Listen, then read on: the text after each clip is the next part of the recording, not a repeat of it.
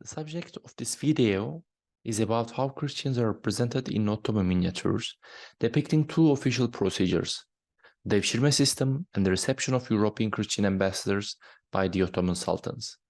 These two official procedures also represent different geographies and different statuses of the depicted Christians. The Devshirne in Balkan Lands. The image involves the gathering of the children of Christian Ottoman subjects through the Devshirne system. These children were employed in the military and administrative institutions of the Ottoman Empire, both to become elite soldiers of the Ottoman military joining the Janissary Corps, or to serve in the Sultan's palace, in provincial posts, in central administration, and even to become viziers and grand viziers. The miniature in question depicts the first stage of this Devshirne process, when these children were separated from their families and conscripted by the officials sent from the Ottoman capital. The uniqueness of this miniature arises from the fact that it might be the only miniature that has been identified so far to illustrate the Devshirne process. It is extremely important in terms of showing the situation of the children, the families, and the officials. The scene takes place in a Christian town in the Romanian provinces of the empire, the Balkans. On the left side, we see the officers in charge of the recruitment process preparing the records in 2 copies, in which the name of the village of the recruited boys, the name of their father, their date of birth, their full physical descriptions up to the color of their eyes, and some other details were written. On the right side, we see men and women, probably the fathers and mothers of the children recruited, and a monk, religious representative of the town, who gathered in front of the buildings in non-Ottoman style. In the middle of the scene, in between the officers and the families, we see the selected children in red clothes and with their small bags on their backs. The fact that they were represented in between the Ottoman officers and their families symbolizes the transition from their natal culture towards the ruling Ottoman culture. Almost all of the selected children were depicted as having the same height and red cheeks, which is an indication of health, an important criterion for being selected. The solemnity and the ceremonialness of the Ottoman officers and the anxiety of the children is evident in the illustration. Nevertheless, the depiction of the families seems to represent the ambivalence in their reaction to the recruitment of their children. Most of the families in the scene seems to be extremely unhappy, which is reflected in their manners of talking with the officials.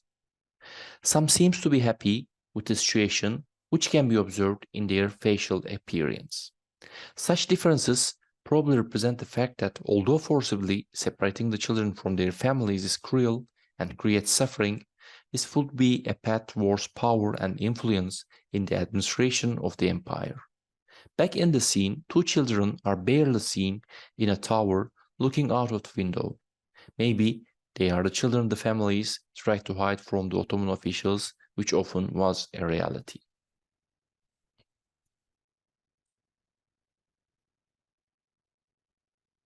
Diplomatic receptions. Ottoman political thought was based on the concept of Nizam-ı Alem, literally the order of universe, a concept that defined, among other connotations, the Ottoman ideals of world domination. The Ottomans acted for most of the 16th century as an imperial power that did not recognize any other state on equal terms. States that wanted to enter into a relationship with the Ottomans were required to show signs of submission in recognition of Ottoman supremacy by dispatching diplomats. The main attributes of sultanic dignity and the emphasis on his supremacy were manifested in the elaborate ceremonials at audiences granted to foreign envoys. In the protocol, in addition to the practice of delivering gifts sent by their sovereigns, diplomats were forced to perform an act of deep prostration before the Sultan as part of the semiotics of diplomatic behavior with which the hierarchical status of the Sublime Porte was exhibited. Despite the distinctions made between rival and friendly powers, Ottoman treatment was always superior to inferior. In the light of this background, I would like to present a selection of miniatures that depicts the reception of Christian ambassadors by the Ottoman sultans. Diplomatic receptions of Austrian Habsburg representatives. The first miniature represents the audience given by Suleiman the Magnificent to the Austrian delegate during his 1532 campaign.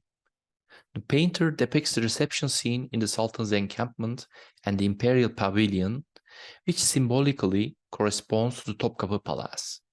The Sultan is placed in the center of the composition, dominating the whole scene with hierarchical superiority over other figures. He sits cross-legged on a throne, holding a red globe in his right hand and a red handkerchief in his left hand, clear iconographic symbols of world domination and sovereignty.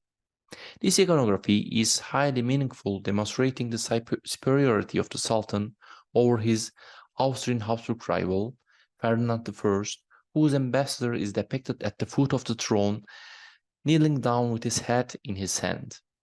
This act of putting the head down, bowing in front of the Sultan, and kissing the foot of the throne are the traditional protocol and practices performed in these ceremonies. The presence of two privy chamber agas and four viziers standing in silence and bowing respectfully add to the solemnity of the ceremony. The second miniature depicts the reception of the Austrian ambassador sent by the Emperor Maximilian II to congratulate Selim II's enthronement. The scene takes place in the Topkapı Palace in the so-called Chamber of Petition, where the Ottoman sultans used to receive foreign ambassadors. The miniature depicts a much rigid protocol for the ambassador, who prostrates in front of the sultan, being held by his arms by palace officers. The other member of the Austrian delegation is watching the ceremony in amazement, being himself firmly grasped by his arms by the officers. Diplomatic reception of the French envoys. The first miniature depicts the reception given by Suleiman I to the French envoy sent by Francis I, who had established an anti-Habsburg alliance with Suleiman the Magnificent. Although the French ambassador was subjected to the same rigid protocol of prostration like the Austrians, the setting of the scene demonstrates a privileged reception ceremony, totally different from that given to the Habsburg envoy. It is clearly seen that the Ottomans organized a military parade in honor of this delegation, with the ceremonious presence of almost all regiments of the Ottoman army and its commanders. Moreover, the French ambassador and the other 5 members of the French delegation were given robes of honor as a gift by the Sultan, an emphasis of power and respect. Interestingly, on the right top corner, there is a person depicted with a red big hat watching the ceremony. This person is thought to be a member of the Habsburg delegation, who might have been invited to see how Suleiman treats the friendly states. The second miniature represents a reception given by the Sultan Murad III to the French ambassador sent by Henry III. The miniature has an arrangement that parallels the traditional diplomatic reception scenes.